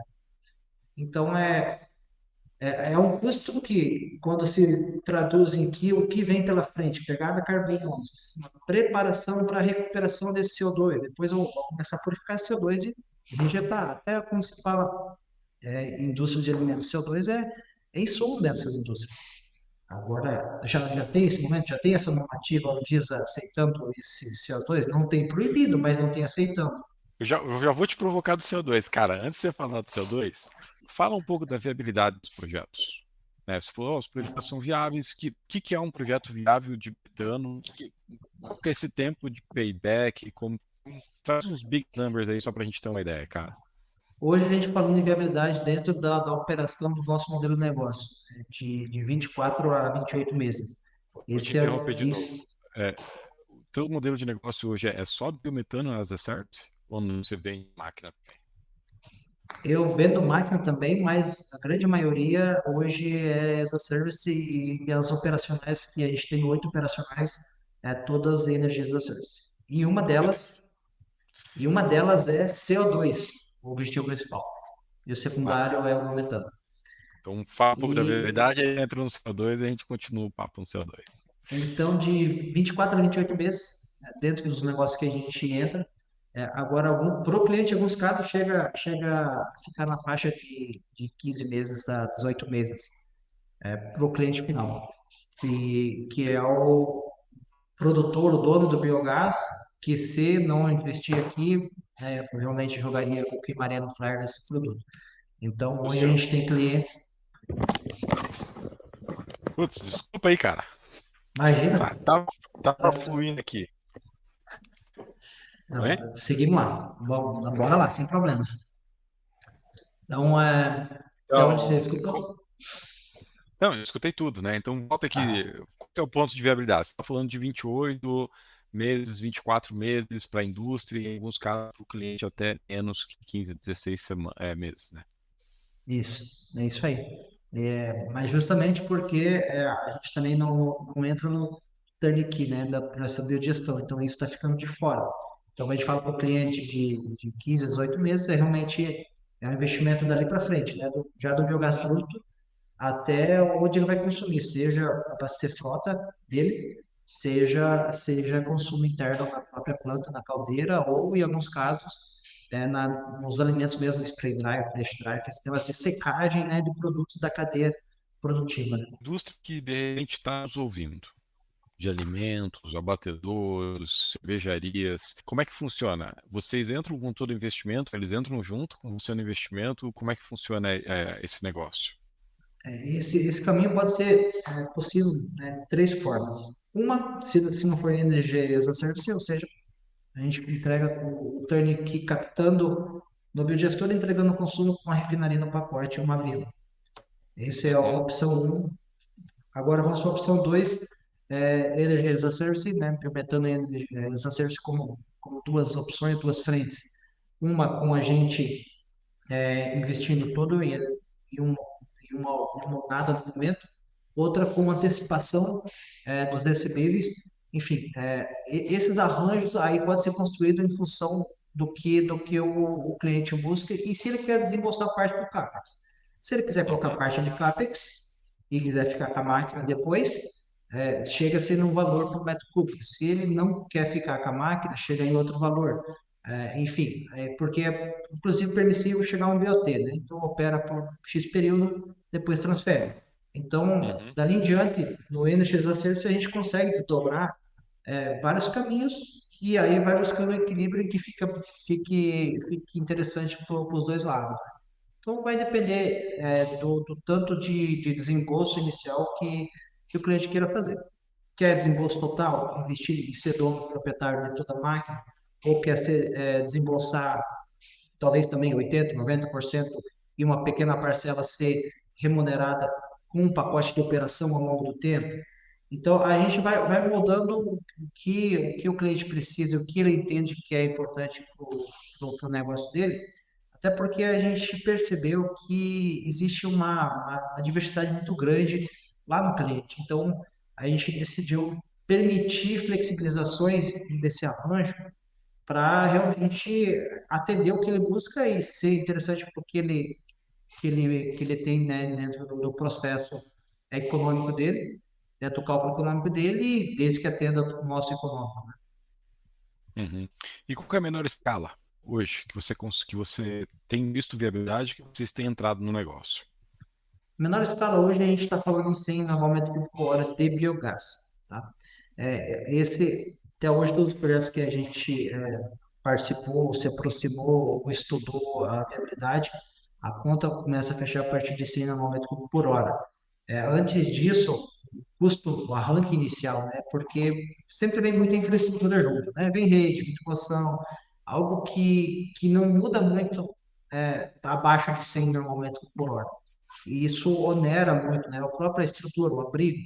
Então, você vê o preço de uma refinaria para 50 metros cúbicos por hora, ela pode chegar a 80% de uma para C. Então, isso realmente Uhum. compromete a viabilidade, né? E aí, acima de 100, a gente consegue aí encaixar arranjos deles que não seja muito distante do ponto de consumo, ponto de disponibilização, e aí vai, mas é particularidade para cada caso, né? A gente tem um caso aqui, por exemplo, a máquina é pequena, mas ela está na boca da captação e na boca do consumo. Então, está muito, muito próximo, muito acessível. Não tem que puxar a força distante, né? Cabeamento para força está próximo, cabeamento biogás está próximo, cabeamento já tem sistema de drenagem de condensado, já tem sistema de sulfurização. Opa, opa, tá, beleza, já simplificou o processo, o biogás está com alta qualidade, então tem alto volume de ar de biometano, então precisa um leve up para chegar a biometano. Então, assim, abaixo de 100 particularidades que podem surgir, mas realmente hoje, até hoje, a gente não chegou nenhuma que realmente chegasse nisso. A gente já viu umas plantas que, se fosse voltada a biometano, fecharia, mas elas já estão com CAPEX todo em geração de energia elétrica. Talvez elas virem para biometano mais adiante, mas como hoje elas já têm o CAPEX em investimento todo colocado em energia elétrica, para geração de energia, se fosse biometano nesses lugares, até viabilizaria. Por isso que eu coloco esse feedback aqui, né? Mas para projeto, de modo geral, abaixo de 100 é difícil alcançar a viabilidade. Então a gente está falando hoje que vocês estão atuando em projetos de 100 a 800 metros cúbicos por hora por uma questão de modularidade hoje, né? Mas você está Isso, olhando para isso, expandir. isso, Legal. isso. E E aí, fala um pouco o cliente, eu ia falar, fala de CO2, você deixou a vontade ali fez spoiler, agora vamos fechar com ele. o CO2 hoje, até a gente tem um projeto até que atuamos, inclusive, em conjunto pelo GF Tropicalização, né? Esse projeto, ele tem o objetivo de CO2 para insensibilização de animais. É o de Castrolanda? De caçulama. Tá? Hoje também é um projeto que, na insensibilização de animais, a partir de 88% de CO2, você atende, desde que você não esteja contaminando o ambiente com H2S, não contaminando o ambiente com carga excessiva de metano, já atende o que se busca. Mas é claro que a gente entrega lá 98%, né, de forma tranquila, 98% de CO2 pureza. Agora, Vamos falar em CO2 de valor agregado, que é o CO2 que vai chegar aí para frente, CO2 alimentício ou industrial. Ainda tem um paradigma grande por aí, até um spoiler antes aí sobre a Anvisa, né? A Anvisa não diz que não pode, mas também não diz que pode. E enquanto ela não falar que pode, as indústrias terão muita dificuldade de engarrafar esse CO2 proveniente da biogestão, enfim, de qualquer uma dessas origens de resíduos. Uhum. Claro que eu vejo que esse caminho vem sendo trabalhado para que realmente isso chegue na normativa que diga se a molécula é molécula, que é agora a minha percepção do ponto de vista de produto de engenharia, é molécula, CO2 é molécula, ela tem contaminante, ela tem H2S, está dentro da proporção, tem contaminante aonde dentro da proporção, ela tem contaminante metano, está dentro. Quais contaminantes que ela tem com ela? Então, ainda falta fechar essa normativa, mas se ela não tem os contaminantes está dentro do tolerável, para outros estados, né, fazendo um comparativo com o CO2 de outras origens. O que tem aqui está dentro do mesmo padrão comparativo. E a molécula CO2 está 99,5%, então molécula é molécula, não interessa de onde ela vem. Essa é a minha percepção muito clara e objetiva, né? É claro que por trás disso sempre vai ter que ter uma educação do consumidor, né? Porque de primeiro momento o consumidor vai colocar a percepção, tá, mas esse CO2 saiu do dejeto do porco, esse CO2 saiu de uma coisa do lixo, meu Deus, não posso beber esse refrigerante, vou morrer, estou consumindo lixo, né? Eu acho que às vezes a gente brinca, né, com essa percepção, mas é a realidade que a gente vai ver ainda no mercado. Então, por que que as indústrias ainda não dão a cara a tapa? Porque ainda não está valendo a pena se expor, justamente porque ainda falta essa janela de regulamentação. A Anvisa fala, pode atender essa regulamentação, da mesma forma que o bimetano pode gerar um lixo, pode, atendendo a ANP, a regra, você pode. Cromatografia em linha, monitoramento auditável, rastreável, pode. Então, são critérios e barreiras que têm que ser vencidas, mas eu acredito que serão tão logo, porque até um exemplo, né, indústrias, agronegócio. Agronegócio tem metano a 60% geralmente, né? E aí aquela outra parcela toda, está indo para onde, né? CO2, qual é o custo do CO2 no interior do Brasil? Hoje é custo diesel, né? CO2, o preço do metro cúbico ou quilo de CO2, né, no interior do país, associado ao preço do óleo diesel da carreta que traz da fonte, né, baseado na fonte fóssil, enfim, esse CO2 de origem fóssil para transportar até a região oeste do Paraná, centro-oeste, enfim, onde tem já muito consumo, principalmente que a gente está falando que agora frigoríficos, né? O abate e sensibilização dos animais, né? O abate humanizado vale dinheiro, porque é a indústria de alimentos que atende o mercado nacional e mundial e que isso já começa a ser premissa, né? Então, Uhum. frigorífico que produz biogás, caramba, você tira o metano para um lado, você vai usar, todo frigorífico vai ter uma demanda energética ali. Se está numa cidade em que tem caldeira ou uma região que tem disponibilidade da biomassa, né, o cavaco, geralmente essas plantas têm muito uso do cavaco, porque historicamente é barato. Hoje está tendo uma dificuldade de acesso à biomassa e o preço vem disparando e vem preocupando plantas que estão dependentes da biomassa. É claro que isso é uma curva, pode ser que daqui a alguns anos volte a ter grande oferta, se o setor de celulose também não competir nisso, né? Isso é outra análise, mas fazendo esse comparativo, opa, o biometano está aqui disponível, está na porta de casa, se agora tá mais caro do que purificar ele, né? Purificar o biogás para entregar o metano na caldeira está mais caro do que seguir a caldeira na biomassa, então segue a biomassa, né? Bota a tua frota, todo mundo, toda a indústria tem uma frota diesel ali junto, associada. Então coloca na frota esse biometano. Se em algum momento fazer sentido colocar também na caldeira, coloca. Enquanto não fizer, bota na frota, porque frente ao diesel faz sentido. Você está precisando de CO2 na planta? Então, por que não purificar aqui CO2 para o abate, para sensibilização, biometano, se ainda não é negócio de jogar na caldeira, coloca no caminhão. Então, eu acho que é um caminho que vem se formando, e quando está falando de CO2, o CO2 no interior do Brasil é custo diesel e transporte. Então, do mesmo jeito que gerar energia elétrica, né, a geração distribuída a partir do biogás, né, os projetos de biogás, descentralizou a fonte energética, assim como a fotovoltaica, né, em grande escala.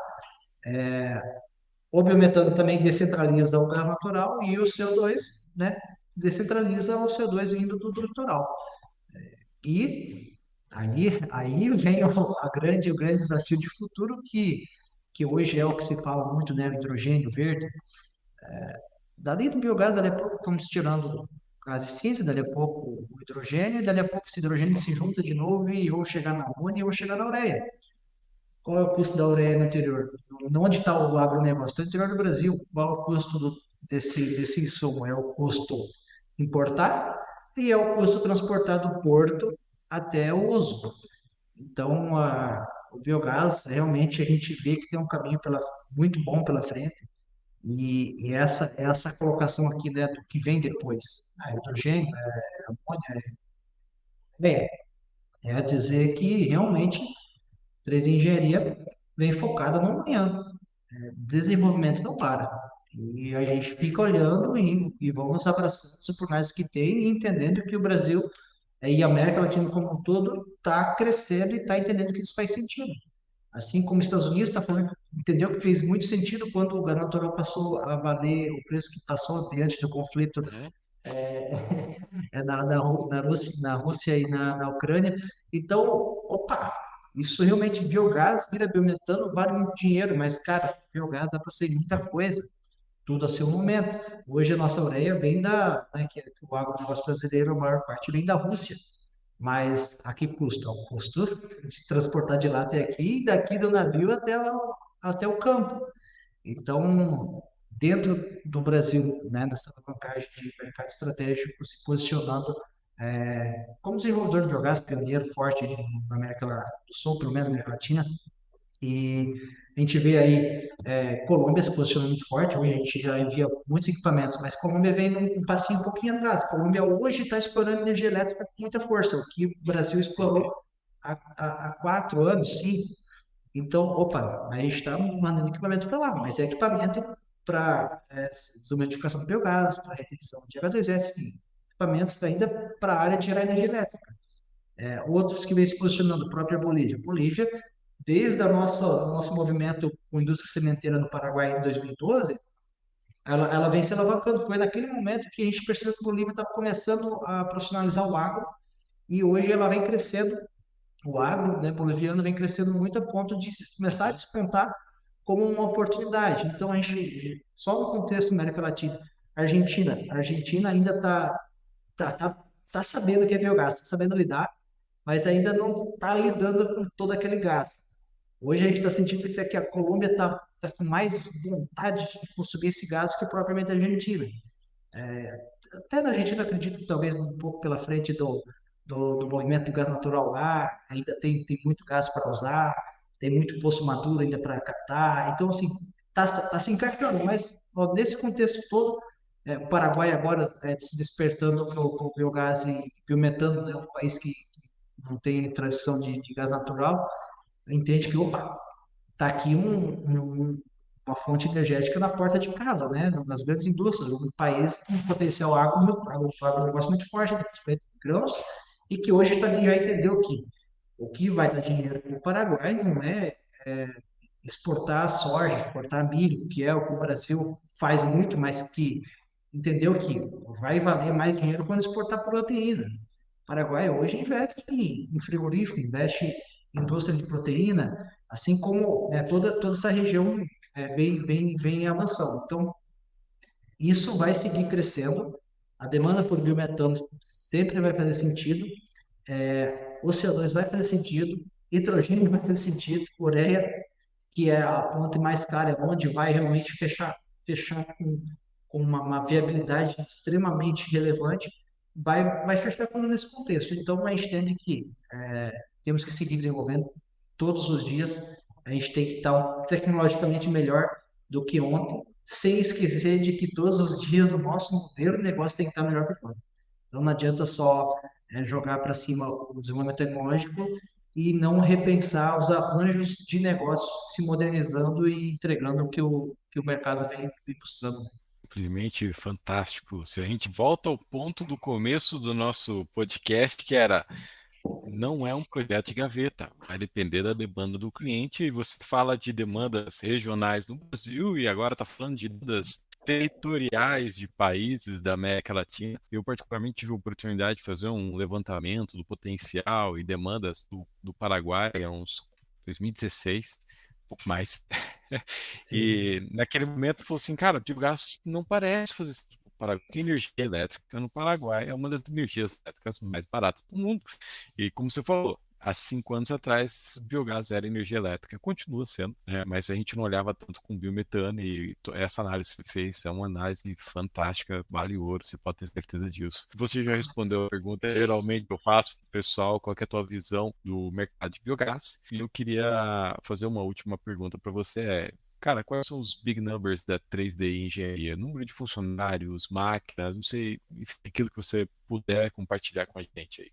Hoje, eu acho que nessa essa relevância, a gente está hoje em 4 países, né? Brasil, Argentina, Paraguai e Colômbia. Não com biometano só apenas no Paraguai ainda, mas temos equipamentos, temos então já braços dentro desses países. No Brasil, 17 estados, então com equipamentos nossos, então que já cria esses links. E em biometano, 10 unidades, né? Agora há 60 dias startamos a nossa 10ª unidade, e aí comemorando 10 anos, que foi a máquina que realmente hoje está na versão geração 2023, né, a última geração nossa de equipamento, performando aí a entrega de 10 mil, né, até 10 mil normalmente com dia de metano. Então, hoje, esse é o nosso grande desafio, entender que, caramba, passamos todos, temos essa envergadura de mercado, já estamos nos estados, inclusive aprendendo, né, e lidando, entendendo como esses desafios, que é estar de forma pulverizada, e Cooperação 24/7, nós temos no nosso grupo aqui 35 pessoas atuando, né, então, desde a ala 3DI, gestão, administração e operação de plantas, né, na área técnica, quanto na fábrica, né, que é dentro da PureTech, né, que fica no nosso grupo, quanto na construtora também dedicada daí nesses pontos de infraestrutura dentro desses projetos de biogás. Então, hoje são ainda um número compacto, 35 pessoas, mas são 35 pessoas engajadas em alavancar essa estratégia de posicionamento de mercado, vindo a calhar também com o nosso objetivo, né, de seguir sendo uma das referências, né, de biometano, um dos desbravadores, mas que consiga chegar e se manter dentro da ponta aí de chave, né, quanto a biorefinarias nacionais. A gente até pontua, né, que, caramba, fomos o primeiro fabricante nacional a falar, caramba, essa Uhum. usina com tecnologia de membranas foi fabricada aqui, e quando a gente levou isso para o cliente até falar, caramba, você entra, mas se você fizer o que a 3D está fazendo também, senão você não entra. Então, é importante entender, e é uma satisfação entender que a gente consegue realmente colocar essa presença de mercado e entender que o desafio cada vez está maior, né? Muita gente boa, muitas empresas boas no mercado, seja os nossos concorrentes diretos, seja na parte de biodigestores, seja na indústria convencional de tratamento de efluentes, que hoje fala, caramba, eu não sou mais tratadora de efluentes. Ninguém mais quer ouvir uma grande empresa que instalou tratador de efluente pelo Brasil inteiro falar que está ali só para tratar efluente. Ela quer ouvir projeto com recuperação energética. Uhum. Então, hoje entender que a gente consegue contribuir, fazer parte dessa quebra de paradigma realmente o nosso grande número, né? Legal, cara. Como é que as pessoas fazem para te encontrar? Encontrar o Lúcio, encontrar a 3DI, engenharia? Deixa os teus contatos aí. Cara, me procure, seja no LinkedIn, no Instagram, a gente está sempre aberto para abrir novas portas. Muitos, né, no LinkedIn me procuram. Lúcio, eu ainda não entendo nada de biogás, no sentido, sou uma indústria distribuidora de combustíveis fósseis, quero colocar no meu portfólio biometano, enfim, como coloco o biometano no meu portfólio? como coloca o GNC, como, enfim. Cara, vamos bater um papo, vamos conversar. Cara, eu preciso de ajuda para botar um projeto aqui na minha indústria, na minha planta. Tá, você já tem biodigestor? Não, não tem. Então, cara, tá aqui três, quatro números aqui, fala com essas três pessoas, são feras, vão conseguir te dar a resposta e as opções de qual o melhor caminho seguir para biogás, ou depois para pimentão. Mas, enfim, a gente está acessível por qualquer um dos canais, pelo nosso site. O objetivo é divulgar conhecimento e aí que esse conhecimento depois culmine em bons projetos, como é o que a gente está fazendo hoje aqui nesse bate-papo, né, Ricardo? Eu acho que levar de forma simples, leve, direta, informação, acesso, né, ao conhecimento, desmitificar muita coisa, simplificar essa ideia de complexidade, mesmo sendo algo complexo, que é o biogás. A gente sabe que é complexo, mas a gente não precisa tratar a conversa de forma complexa, né? Eu acho que esse é o grande segredo, né? Exatamente, exatamente. Então, Lúcio, obrigado e complementando a tua fala, né? Eu sei, pessoal, a gente está lançando, eu estou lançando a B2 Biogás, 3D Engenharia está pré-cadastrada lá, é justamente para resolver dores que nem essa do Lúcio, de pessoas entrando em contato com ele, querendo biometano, mas não tem nem o biogestor, não tem nem o projeto ainda, então, a gente onde quer reunir todos os profissionais, todas as empresas do setor. Lúcio, obrigado pelo seu tempo, pela sua agenda. A gente está aqui há mais de 1h40 contando, né? Então, voou, parece que Conversa a gente velha, começou. Conversa boa, vai longe, é como a gente sempre se vai encontra, é longe. assim.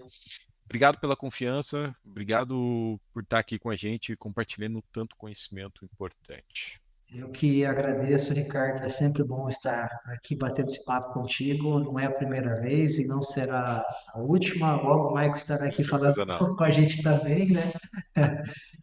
Porque realmente eu parabenizo também pelo canal, né, do B2 Biogás, acho que foi um momento muito importante para criar essas rotas de acesso em prol de negócios e negócios que realmente já nascem com informação, conhecimento, né? A chance de sucesso se multiplica, né?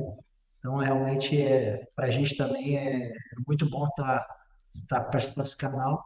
Quero dizer que essa 1h40 realmente parece que passou meia hora, mas é realmente uma história que a gente coloca aí para o mercado e realmente dizendo que a gente não faz biogás só porque ama, a gente faz porque ama e realmente acredita, porque os números nos mostram que a gente está no caminho certo. Então não é por paixão, é realmente isso encargou porque fez todo sentido, né? Não é amor platônico, é realmente um negócio que fala, grita forte que biogás tem um caminho muito bom pela frente e que vai trazer muito valor, muita riqueza e aí, de consequência, a sustentabilidade, soluções ambientais, né? Enfim, e todas essas vantagens que traz.